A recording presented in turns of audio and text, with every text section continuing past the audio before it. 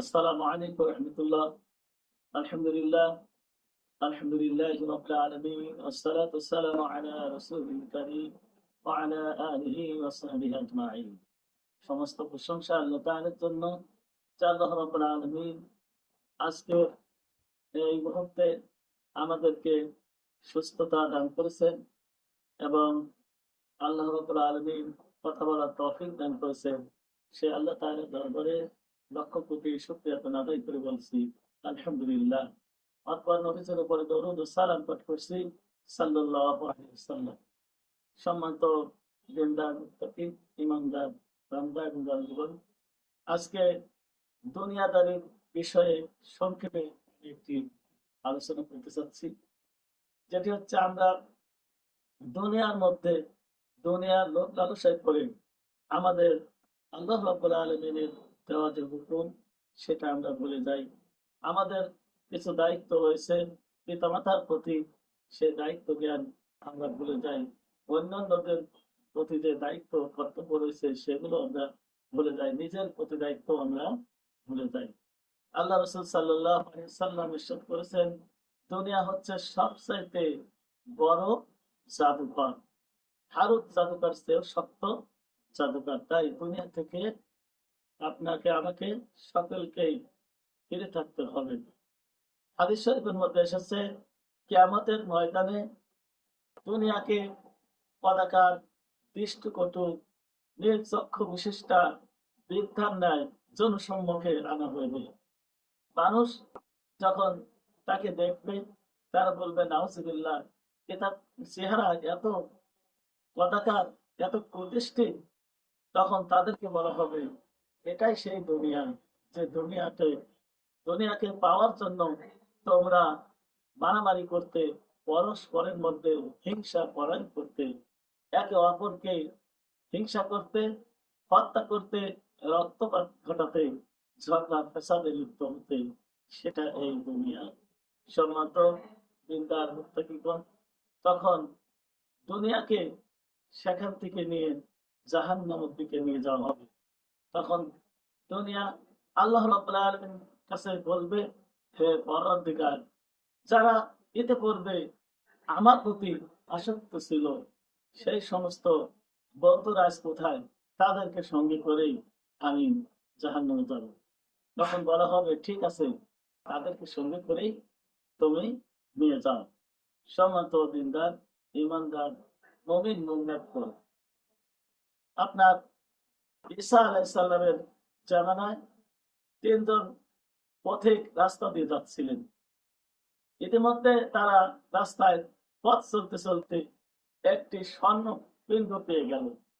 যখন তারা সে স্বর্ণটুকু পেয়ে গেল, তখন তারা নিজেরা আলোচনা করছিল যে আমরা খুব ক্ষুধার্ত, আমাদের মধ্যে থেকে একজন বাজারে যাওয়া উচিত এবং কিছু খাবার নিয়ে আসা দরকার। তখন তাদের মধ্যে থেকে একজন বাজারে গেল খাবার আনার জন্য। খাদ্য কেনার জন্য যে ব্যক্তি বাজারে গেল, তিনি মনে মনে চিন্তা করতে লাগলো, যদি আমি খাবারের মধ্যে কিছু বিষ মিশ্রিত করে নিয়ে যাই, তাহলে আমার যে দুইজন সাথী রয়েছে তারা এই খাবার খাওয়ার পরে তারা মারা যাবে, আর স্বর্ণ পিণ্ডটুকু আমার হয়ে যাবে, সমস্ত সম্পদের মালিক আমি হয়ে যাব।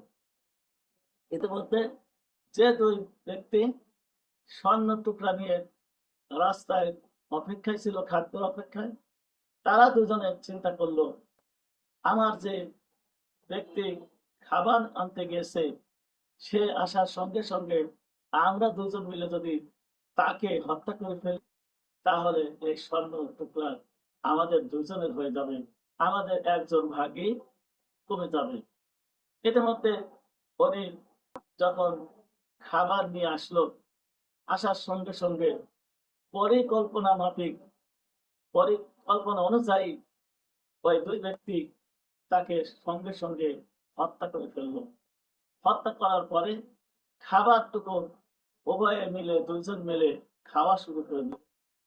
তারা খাবার পরে সে খাবারে যেহেতু বিষ মিশ্রিত ছিল, বিষাক্ত খাবার তারা খাওয়ার পরে তারা সঙ্গে সঙ্গে মৃত্যুর কোলে ঢলে পড়ল। ঈসা আলাইহিস সালাম তার কিছু সঙ্গীদের নিয়ে রাস্তায় যাচ্ছিলেন। ঈসা আলাইহিস সালাম তাদেরকে বললেন, দেখো, এইটাই হচ্ছে দুনিয়ার রূপ। সে নিজে অক্ষত থাকলো আর বাকি ৩ জনকেই মেরে ফেললো। সম্মানিত আল্লাহ রাব্বুল আলামিনের দিনদার, ঈমানদার, মুত্তাকীগণ, এজন্য আমরা দুনিয়ার মধ্যে এমন কিছু করব না যে কাজগুলি করলে আমরা দুনিয়াতেও ক্ষতিগ্রস্ত হব, আখিরাতেও মুক্তি পাবো না, আখিরাতে সবচাইতে বড় ক্ষতির সম্মুখীন হয়ে যাব। এজন্য দুনিয়াতে যতটুকু প্রয়োজন ততটুকু আমরা দুনিয়াকে অন্বেষণ করব, আর বাকিটুকু পরিহার করব। এবং আমাদের আল্লাহ রাব্বুল আলামিন যে উদ্দেশ্যে সৃষ্টি করেছেন একমাত্র আল্লাহ তাআলার ইবাদত করার জন্য, সেজন্য আমরা আল্লাহ রাব্বুল আলামিনের ইবাদত বেশি বেশি করব।